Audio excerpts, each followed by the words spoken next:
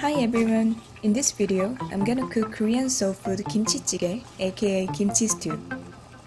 In Korea, we usually put pork or tuna. This time, I'm gonna make tuna kimchi jjigae. It's a really easy and simple recipe, only takes about 15 minutes. Okay, let's get started. I'm gonna cut veggies first.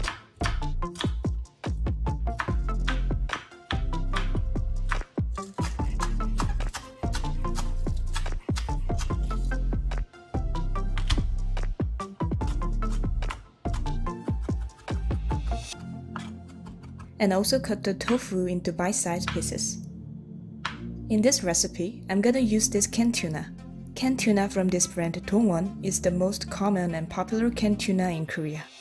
Most Koreans use this brand. You can find it easily at a Korean market. Open a can a little and discard the oil. Place the pot over medium-high heat and add some vegetable oils and stir-fry 1 cup of kimchi, 1 tablespoon of soy sauce, and 1 tablespoon of red pepper powder for 1 minute. And then add some onions and stir them for 3 minutes. Now pour 2 cups of water. Add some 1 tablespoon of minced garlic and turn the heat up to high heat.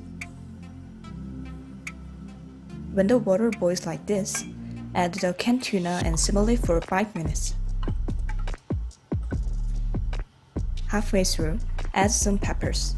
If you don't like spicy food, you don't have to add it. After 5 minutes, add tofu and green onions and boil them for another 3 minutes. That's it! Serve with rice. I cooked this at night and ate it for lunch the next day.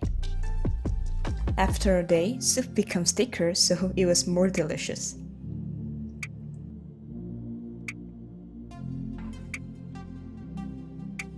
Thank you for watching. Enjoy!